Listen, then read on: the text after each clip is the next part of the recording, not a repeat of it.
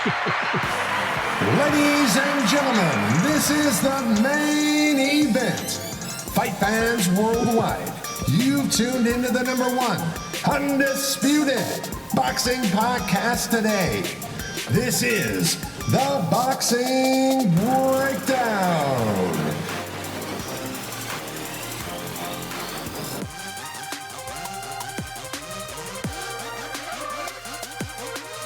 Now, your heavy-handed, hard-hitting host, Mark Roxey. Oh, yeah. What's up, and welcome to another edition of the Boxing Breakdown. I am your host, Mark Roxey, and I am here with my partner in crime, Mr. Harold Hunt. What's up, Harold? What's up, man? How you doing? I'm doing great. I'm doing better now that I get to see you and we get to be on the air. These are some challenging times. You know, the lazy, they used to call it the lazy days of summer. Days of summer, yeah. It's not lazy, man. It's super busy. And I want to be the first to welcome our guests that are tuning in today and listening to the Boxing Breakdown. I am sure you're busy too. Winding down the end of the summer and getting ready to get the kids back into school. Everything starts to, matriculate back into September. And, that's I guess you'd say it's a mixed bag, because some people, it's kind of melancholy. Some people want to return back to school and some people don't. And it definitely marks, the start of fall and all that comes with fall and then into the winter. And here we go, right? So now, Harold, you, my friend, don't really have winter issues anymore because you, my friend, are located in a different part of the country where there really isn't snow. Is that correct? Yes, I am in Florida. Yes, you. It is warm and it's nice and it rains all the time. I don't care. Well, I mean, I like the kiddies and all that, but I ain't ready to see no school buses all in the way, all of that. So Mark is very nice saying the kids are going back to school. That's no, they in the way.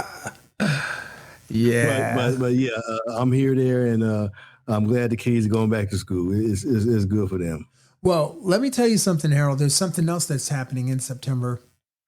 And let me be the first to tell you all that this year, September, marks the 8th annual Atlantic City Boxing Hall of Fame Awards and Inductions Weekend, Harold. It's this weekend. I mean, it's September 27th through the 29th. It's being held at the Hard Rock Hotel and Casino in Atlantic City.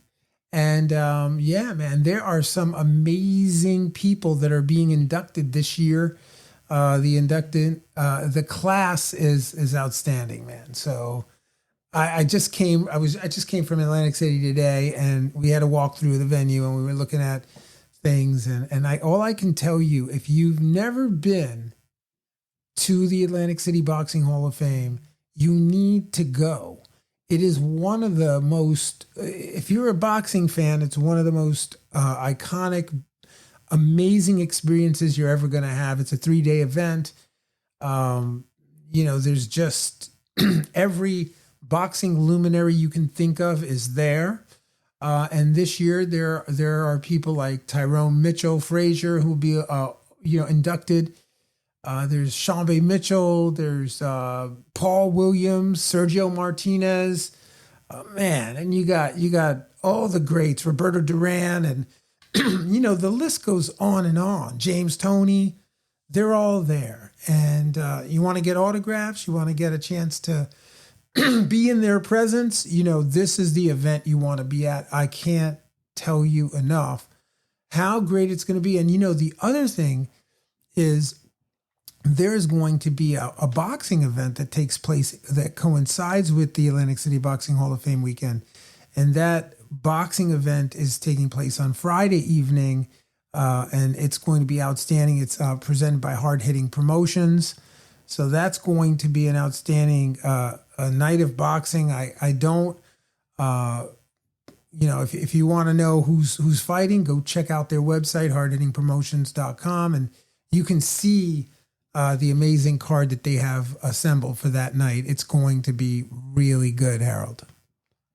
Yes, we were there before for a Hard Rock production. It was excellent. We had a good time. Yeah, man. I'll be there this time too. Hey, Harold, they also have this thing called the fan experience. Did you go to the fan experience when you were there last time? I missed that. Okay. So the fan experience, what they do is, first of all the celebrity fighters and folks are there, and they are signing, everything from gloves to robes to pictures, and Babies. and you can get up close and personal with them and talk to them, and they're just so personable, and it's really a great opportunity for fans to interact with former world champions, multiple division world champions. It's just really, really, really an amazing event, and I guess you can tell I'm a little excited. James Buddy McGirt's going to be there. So many guys. I mean, I can't even. James Buster Douglas, he'll be there. That. Who else? Howard Davis Jr. Everybody. Mark, we got to talk about the fights. Yeah, I know you want to talk about the fights, man. Yeah. Listen.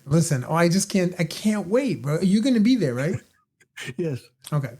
So, all right, let's get into the fights then.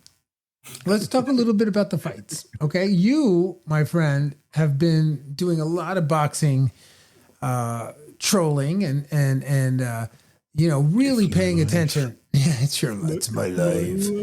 It's everybody. Listen, for those of you tuning in, Harold Hunt's life is boxing.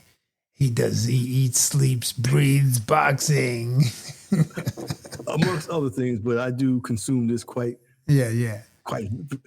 So listen, Harold, tell me, let's talk a little bit about, and let's share with the fans a little bit about this Christian Milbilli fight against Sergio Derevyanchenko. You had a lot to say about it offline. Let's go.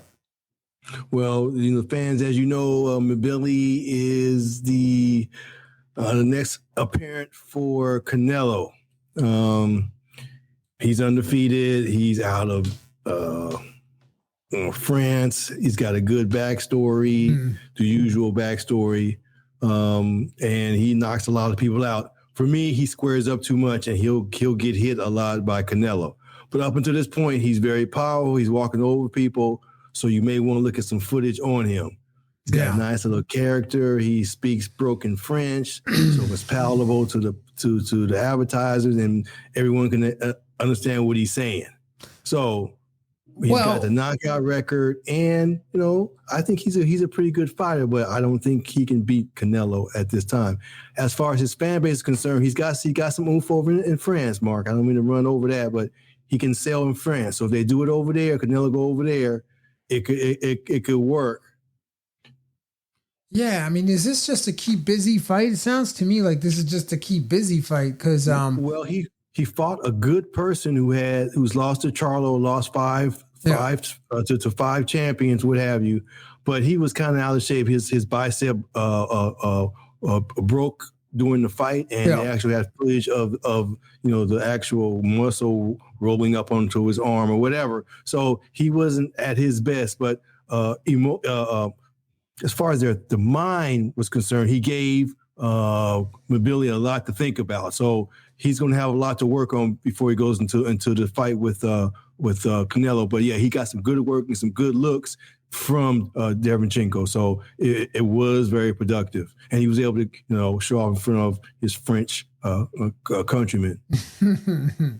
Well, he's in for it with Canelo because the one thing, folks, if you haven't seen Milbilli fight, the one thing that he does is he drops his hands quite a bit, and he squares up as Harold mentioned, but he also walk straight forward with high guard. You know, I mean, at least he did that with Derevyanchenko. I don't know why All his his game. fights, that's his MO. Yes. Yeah, like why his game plan is to just walk forward with no defense. By the way, because while he's throwing, he's dropping both hands, and you know, Canelo's going to make him pay for that. That's not going to go well for him. I mean, you know, I don't know. Canelo will likely carry him for the majority of the fight, just to carry him.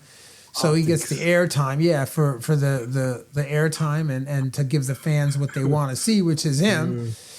But at the end of the day, you know, I don't really see this fight as a marquee fight, if you will. And I also will say, I really don't see it as a marquee fight. Continents are coming together. Canelo never has been overseas. He doesn't like to go overseas. Going overseas for the first time, King Canelo is going overseas. Yeah. He's going over to the only person over there they feel like can even give him any kind of fight. Yeah. The whole world wants to see this. I think it's two kinds, not just on our shores. Yeah. It's worldwide. Wow. Well, I don't really, this fight, look, I understand that. And I just don't see Milbilli having the skill set that is necessary to square off against Canelo, especially in the pocket. And the other thing about Milbilli is that he's a come forward fighter, right? So you come forward with a come forward fighter, that's fireworks. So to your point, it will be an interesting fight for however long it lasts. It'll be fun because you know he's going to stand in there. He's never been beaten. Yeah. So Canelo's going to be hitting him with some clean, beautiful stuff. Pop, pop, pop, pop. Yeah. He's going to keep coming forward because, you know, he's this warrior kind of type dude and all that. Yeah.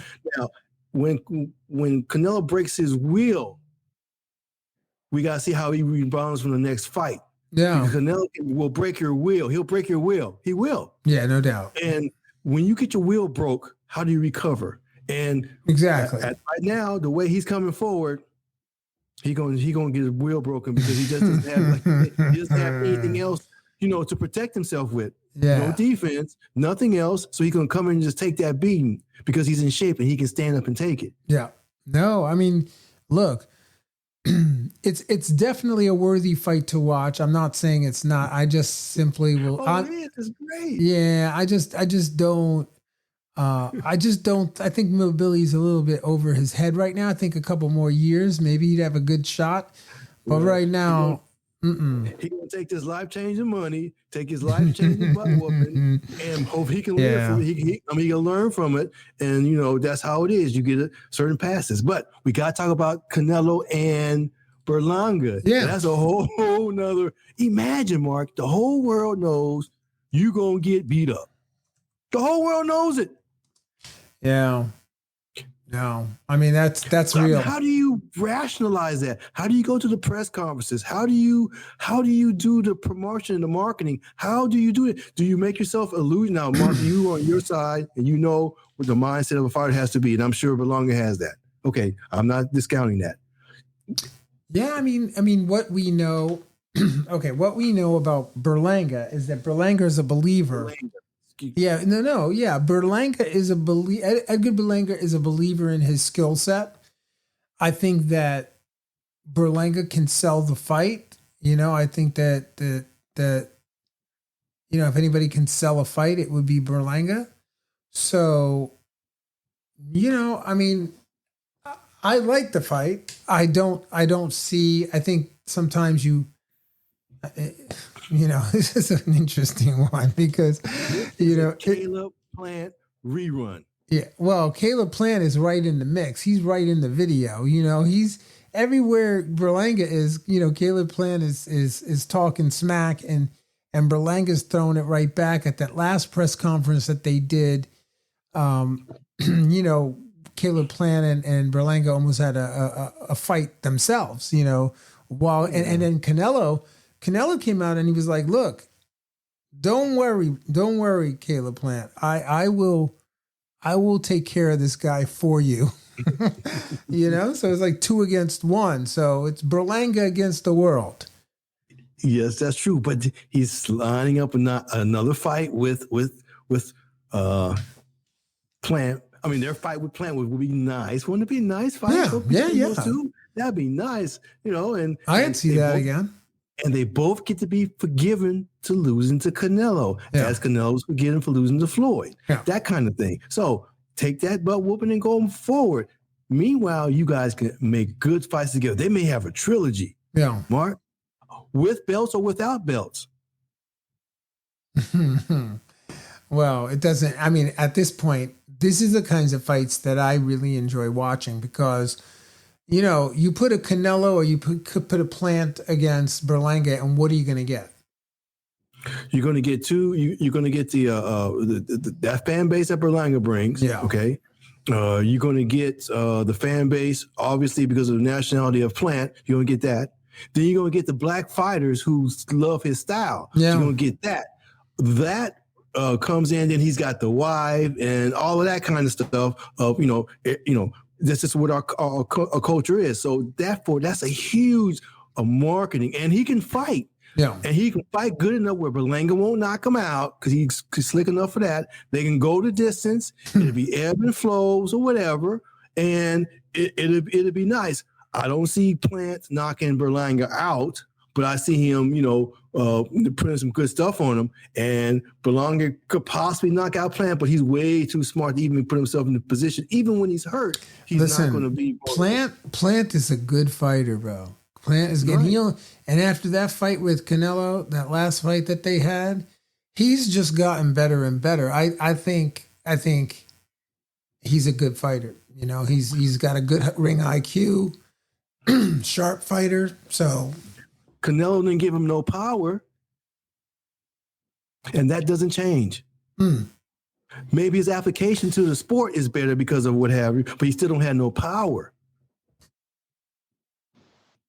Yeah, so tell me about that. Tell me about that. What do you mean? So the loss of Canelo doesn't really impress me. Yeah. Cerebrally it does, yes, but yeah, he's gonna be better, but he's not. He's gonna have any more power. So that still doesn't change where he is to me. Yeah. No, I heard that. But he was technically perfect before, though. I've seen him live several times. He's perfect to me. Perfectly. I mean, if he just had a little hammer on him. Yeah, but look, Canelo has those nice, crisp, short shots, right? So those short shots against, Milbilli. Yeah, I just keep going back. Those crisp body shots and those left hooks, the left hook alone, right, and the body shots alone. With a guy who's slow to get his hands back, ooh. I just keep seeing the fight, Harold. I can see it happening. I can see Milbilli slide to the floor and grab that side and just, I don't know. Hey, no disrespect. I mean, everybody has a chance, that's why it's boxing. You never know. The most beautiful sport in the world. Yeah. Anything can happen. Anything it's can unbelievable. happen. Correct. And that's why we love it. Yeah. Okay. What was the next one, Mark? Yeah. We got some good stuff. Yeah, man. So we wanted to talk a little bit about Virgil Ortiz versus Boachuk. Boachuk. Yes. Boachuk. Yeah. Let's talk about it. I was calling him Bo all night because I talked to a whole bunch of judges. We all call each other, and if we ain't working, we on the phone with each other. Right. So we were talking about this fight the whole night. Man, this fight right here, fight of the year. I would like to think so. I'm sure the fans were going to say one way or the other, but everyone went in thinking Virgil, he was just going to just smash this guy, and it didn't happen like that. And he was forced to do other things, but it was a back and forth. It was beautiful. Virgil showed that he has a little more than just he can pop you and put you out of there. Yeah. He's got a little stand in with him, but he was a little out of shape, just enough where he had to really kind of fight for his life. But he didn't get his will broken, and he didn't break the other boy's will either. So we still got some good fights, not necessarily between them two, but as they go ahead. So, but now we know Ortiz is vulnerable. So now we look at everybody else in his division, and we know that he can be beat. By that performance. Yeah. Well, that fight, tail of the tape, right? Tail of the tape on that fight is that Boachuk he's 29 years old. He was 6'0". He is 6'0", and he's 153 pounds, right? 73-inch reach. Ortiz is 26, so he's obviously the younger one, and the shorter one at 5'10", a couple inches shorter, and he's the same weight, 153.8, and the reach is he's got like 2 inches less reach, so he's 71 inches versus 73 inches, and so that explains a lot of what happened in the fight. I'm not saying that that's all that happened, but Boacek, not a bad fighter at all. No, not at all. He only lost one fight. I know. Yeah, and not at all. And was it a knockout? No, it wasn't a knockout. It was a decision. Yeah, his record's 24. Well, it was 24. 24 wins, 1 loss, 23 big wins coming by way of knockout. And then Virgil Ortiz is 21 wins, 21 KOs, no losses. All of his big wins coming by way of knockout. So no, he's 22, and now he's 22. No. Going into the fight, that was their records going into the fight, right?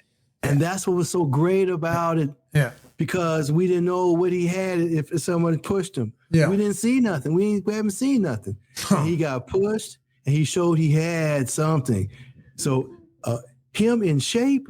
Yeah. Yeah, I would be happy with that situation for sure. Right.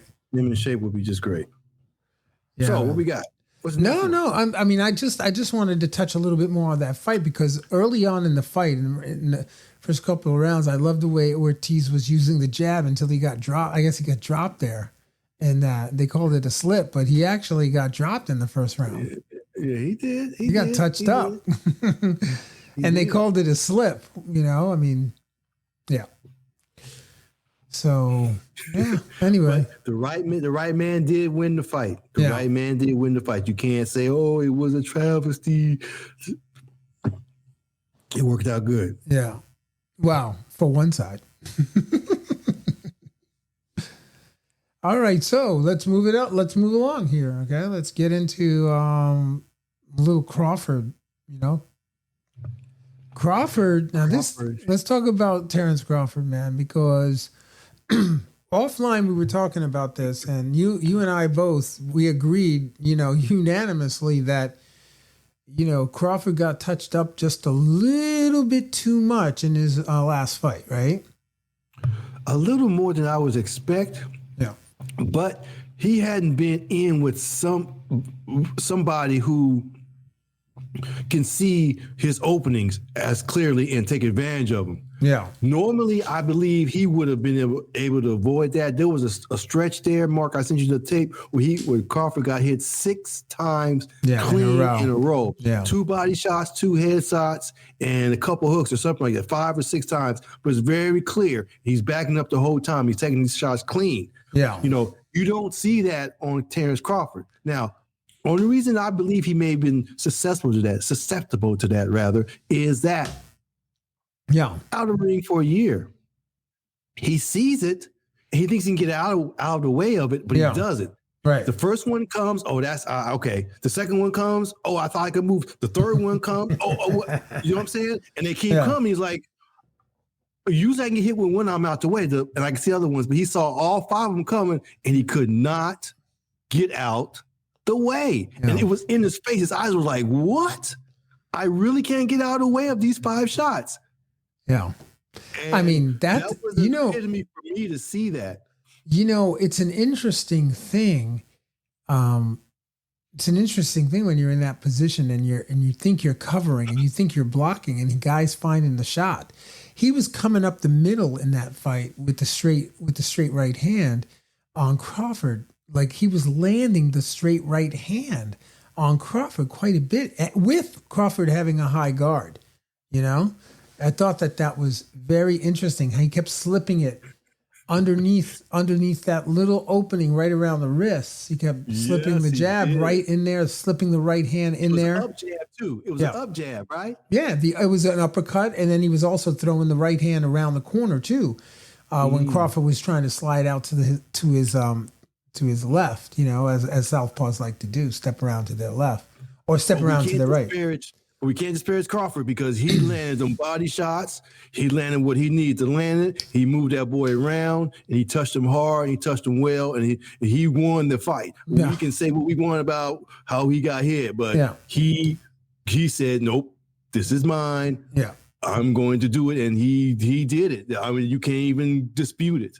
No, but I didn't think that Madrimov was going to even be that successful. So, I mean, for me, the door is open for Crawford to be beat. I mean, there's an argument you can make. No, I'm serious. Like, there's an argument you can make that he can be beat. I can see how he can be beat. And actually, I think a lot of people that are out there that are in pole position to have a fight with Terrence Crawford are going to learn a lot from this particular fight.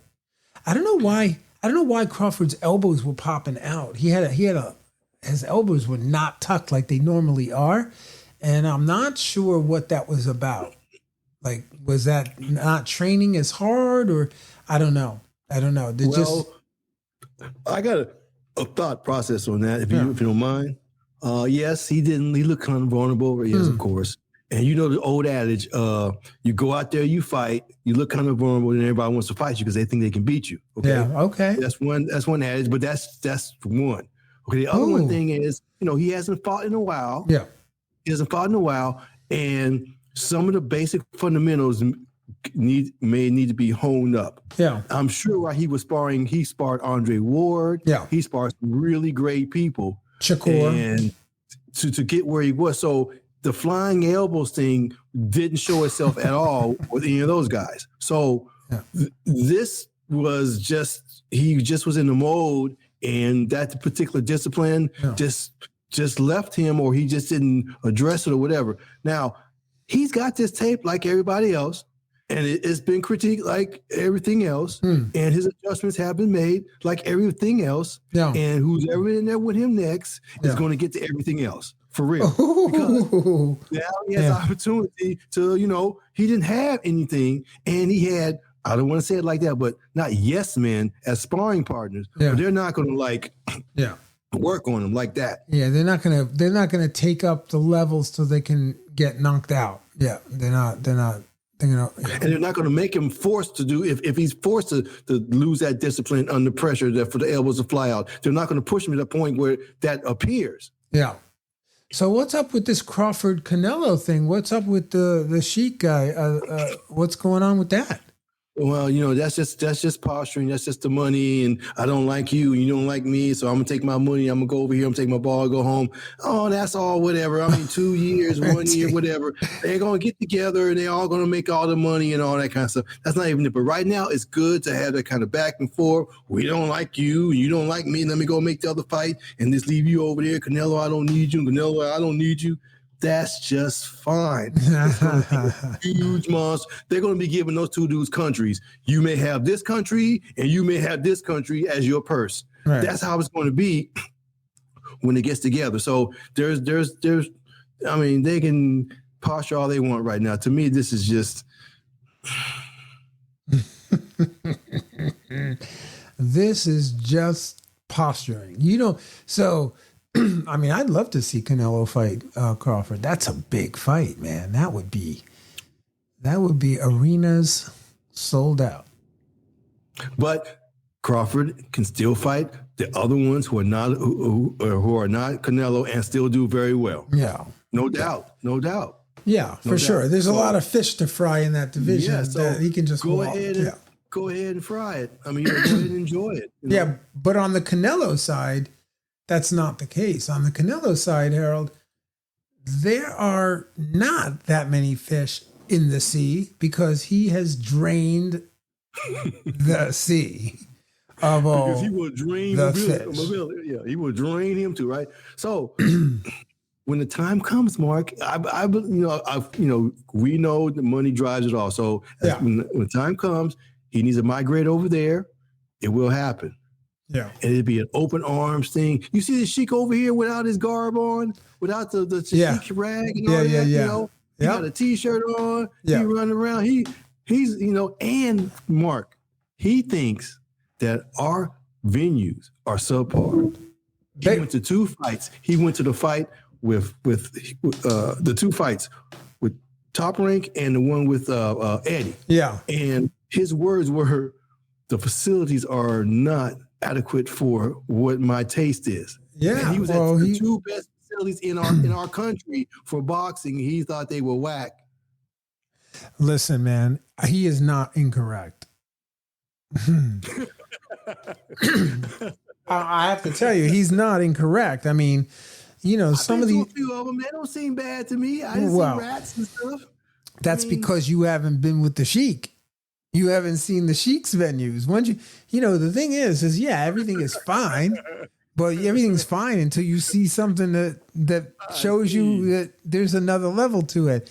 I mean, you know, these places in the Middle East and these places that are, you know, in other countries, Egypt, you know, these other countries that, I mean, it's just a whole other, you know, these soccer stadiums. Right. Yeah, these soccer stadiums that are built with real oil and, you know, deep oil money, rich people are behind these types of projects. And so, and even over in Europe, you know, you go to Europe, you go to the United Kingdom, to the UK and stuff. And, you know, some of these venues are just outstanding, you know, and it just is. In America, there's no barrier to putting on a fight. So you can hold a fight in a 1,000-seat arena, and you know that's great. But these guys are doing 80,000 units and packing in stadiums, and you know, so it's just, there's levels to this. Just like there's levels to boxing, there's levels to promoting, and there's you know, the Sheik knows not what he said. That's what he knows. He's like, what? Where am I? Is this like a Taco Bell? Is this a Taco Bell of boxing? What's happening right now?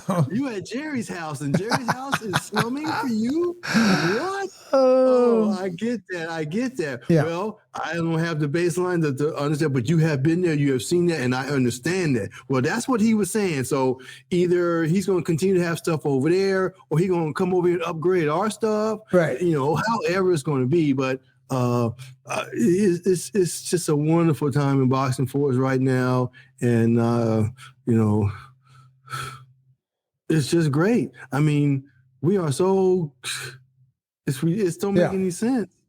Yeah. I know, man. So listen, we got some fights coming up, bro. We got a lot of fights. We got the, I guess Jared Hurt's going to be fighting. He's back in the ring. Right. He's fighting Wednesday right up the street from me at the Pro Box. Against Jellison Rosario, right? Yeah, that's tomorrow night. Yeah. Gary Russell supposedly has a TBA on that same card, which is in Plant City. Yes. You've got that. Who else is on that card? Anybody else we know? I'll be attending that. Yeah. So there's Tristan Galasian versus Rennie Viamont. That guy's fighting. So there's also, that's in your neck of the woods. Spectate. Spectate. I'm not working on spectate. Mexico City. What? I want to see Hurd. He hasn't been around in a while. Yeah, you know, Floyd Mayweather is going to fight John Gotti III in Mexico City. You heard about that? No, that's not even the conversation I want to have. All right. Okay, let's skip it. Okay. Virgil Ortiz is going to fight what? Rodrigo Damian Cora. They already have that set. That's happening on the 24th of August, right? Yeah. Yep. Yeah. So, yeah, there's a bunch of fights. There's a fight in Philadelphia coming up, right? Nair Albright is fighting Chris Colbert. That'll be Chris Colbert back in the ring. Yes, it's been a couple of years since he's been in the ring since that devastating loss. No, he had a fight. Remember, he had that fight and he won that fight. He won. Oh, he did? He got knocked out and he came. His last fight, he won his last fight. You look at his record, and he had a little press conference, and he was very happy. And he didn't win. I think it was by decision or something like that, but he did win that fight. He's coming off a win. All right. Well, good for him. He's back in the ring. My bad. So yeah, I mean, there's just a multitude of fights coming up, man. In August, there's some fights in Australia. Nikita Kostazou, I guess someone related to Kostazou. You know who that is? Yes. Is that the cousin or who's that? That's the son. That's the son. Oh, he's fighting. He's got a 10-rounder junior middleweight championship. So he sure does. Yeah. Boy, he loses and gets another title shot. How about Elijah Pierce? Elijah Pierce is going to be fighting on August 30th in Atlanta, Georgia, in his hometown, right? Atlanta, Georgia. He's fighting a guy named Jose Sammartino. It's a 10-round junior featherweight championship.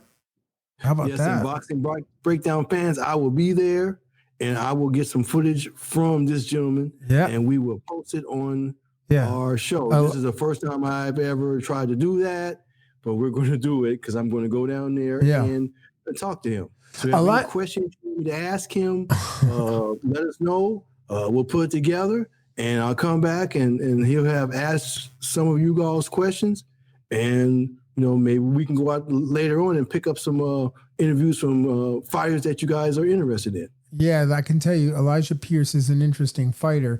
Very awkward, southpaw, very unconventional fighter, but gets the job done every time. Got such an awkward style, very hard to match up and beat him. He's a tough fighter. He's definitely a someone to watch in that division. So I would just tell you if you are listening and you want to peek in on a fighter, check out Elijah Pierce. He's a really, really interesting fighter. Inoue is fighting he's fighting TJ Doheny. TJ Doheny? Yeah. Yes. Yeah. Please watch that fight just so you can see the purity of the sport. See how it's done. Now, he does have a killer instinct, of course, but he's like a piranha. Yeah. Little bites at a time, bites at a time, bites at a time, until you're gone. And that is a style that you can enjoy, because those shows are on early in the morning. Japanese time. So you got to watch. So you got to get up early. Don't go to work that day or whatever. And you get your little coffee and whatever, because he's going to give you at least 7 rounds, but they're going to be really technically brutal. Yeah, he's a surgeon. Brutal. He's a surgeon. Yeah. He'll break you down. That's a bar right there. That's a bar right there. Technically, what I say? Technically brutal. Technically brutal. That's a bar right there. Yeah. Technically on, because that's his style. Yeah. He's going to surgically dismantle you. Yeah, for sure. And if he sees an opening, he will take it. But surgical is least precise. Brutality. He's just going to beat. He's going to beat. He's not going to cut it so it's pretty and clean. He's going to beat you. Harold, there are some surgeons. Surgical. There are some surgeons that are not, that will they will make a debauchery of your face. They will destroy you. I mean, I don't know if I'm not even going to name any superstars, but y'all know who I'm talking about. There are people out there that should not have had plastic surgery. They got it and they look like some sort of Play-Doh doll. I don't know what it is. Yeah, you can't reverse it. Yo. Oh, that's the craziest part. You got that missing your lips. Yeah. Oh my God. Oh, hey, Harold, Anthony Dubois is fighting Anthony Joshua. I didn't want to forget that. That's September 21st out there in the UK. Yeah, that's heavyweight. We got a little run up on that. Yeah, I got a little run up on that. But just quickly off the top, Joshua can hit him and he'll go away. Yeah. I don't believe that the boy can actually hit him and put him away. So it's a one-sided fight as far as I'm concerned. I think Joshua has a good enough chin to withstand whatever clean shot he gets from the other guy, and he'll turn the other guy. He'll turn him off. Yeah, it'll be interesting. You never know with these guys. I tell you what, these heavyweights nowadays, sometimes they come in, they do a great performance. Next time you see them, you're like, yo, what just happened? Yeah, but it's the delivery system. The delivery system that Joshua has is going to get to the mark way faster than what what's his? How did I pronounce his name? Dubois. Dubois. Yeah, he is just a delivery system. They both got the power, but he's going to deliver it way before Dubois can even, he just doesn't have that to deliver it. That. That's what I'm saying. He'll get to him before he'll, and if he does get to him, it won't hurt him. I think he'll get to him and it'll be gone. Right. It'll be gone. Yeah. Well, I mean, Joshua should do the job. I mean, but you never know. The Anthony Dubois, Dubois, they're both good. Let's see. That's an interesting matchup. And another one is, listen, world. Say he's good. I can't. I've watched 10 of his fights. I can't say he's good. There's a world title fight coming up that's of note, and that is Alicia the Bomb Baumgardner, right? In a strange venue in Atlanta in a film studio. She's doing this fight in a film studio. There's no one in the card. Yeah, that's odd. And it's in Atlanta in this but it's innovative. It's beautiful. It's out the box. It's beautiful. I'm not hating. I'm just saying it's one fight, and so it's just going to be something special. Yeah, it's interesting. I mean, they're definitely thinking out of the box. That's for sure. So I'll be interested to see that fight because Alicia Baumgardner is she's fighting a girl named Delphine Person. I've seen her fight before, so that should be interesting. Of course, I would have to say that the champion will come out victorious, but Baumgardner will dominate that performance, I'm sure. Arthur Beterbiev world title fight against Demetrius Bivol, 12-round WBC, WBO, IBF, WBA light heavyweight unification. Pardon me. Yes, that's going to be. That could be stale because it's been post for this, for that, for this, for that. Both those guys could be just stale. Yeah, well, overtrained. Jake Paul versus Mike Tyson, November 15th. That's something I don't want to discuss either. I know you don't, but this is my guy, right? So Mike Tyson, what? Mike doesn't. Mike's let. Yeah, no, we don't have to go there. We don't have to go there. If he didn't fight, I would love him just the same. I don't really need to see him fight. I just need to see him, right? I don't really care if he's fighting or not, but Jake Paul versus Mike Tyson. I know the fans want to know. It is because everybody that I see today, I was in Atlantic City and like 3 people asked me, "Yo, when is that fight happening?" So it is happening November 15th, 2024, 9 p.m. Eastern Standard Time, 2 a.m. UK time. It's in Arlington, Texas. And you're not going to believe that it's going to be live on Netflix. So, yeah, man. That's an interesting play right there. That's opening up the can of worms right there.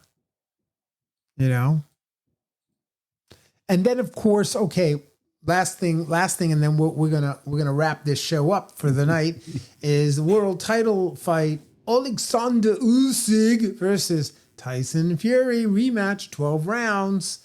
WBC, WBO, WBA, IBF heavyweight title is on the line. That's what's happening, and you know what's going to happen. Yeah, you already know it. So, shall I or shall you? Which one is going to tell what's going to happen? You tell. No, let them hear it from you. From you. I'll tell. Tyson will win. It will be very boring. He'll keep him on the outside. He won't engage with him. He won't be cocky. He'll win on points. Yeah. Then we got to suffer through a third one. Oh my gosh. Because that's what he does. So the third one, I don't even want to think about it because I don't know who's going to be slipping at that time, who won't be slipping, whatever. But we know there's going to be a second fight, and Tyson will win the fight. All right. Well, let's see if what you said comes true. Ha! We'll find out shortly, won't we? Harold, ladies and gentlemen, listen. All I can say is it's been a pleasure to be with you. Harold's prediction is now in the books. we are going to know what happens on that night. So can't wait to see it. You know, December 21st. December 21st. It's live on DAZN, pay-per-view, ESPN, pay-per-view, and payperview.com. That's going to be, if I just can't wait to see Tyson Fury back in the ring and Alexander Usyk back in the ring. They're both great competitors, and let's see what happens. You never know. Fireworks will happen on December 21st. But until then, and until we see you on the next episode of the Boxing Breakdown, I just want to take a moment to thank you for being with us. Thank you for joining the Boxing Breakdown. And Harold and I have had a pleasure chopping up some boxing news with you. And we'll see you on the next episode of the Boxing Breakdown. Peace and love. All right, you guys. See you when I see you. Thanks, Harold.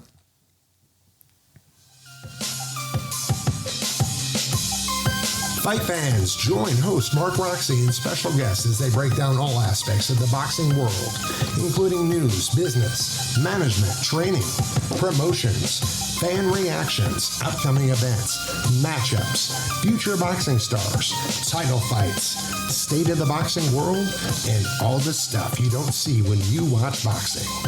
This podcast is released each week on Thursday at 8 p.m. Eastern Standard Time. Live streamed on YouTube, Instagram, and Facebook Live. It's the Boxing Breakdown, hosted by Mark Roxey. And Harold Hunt. Peace and love.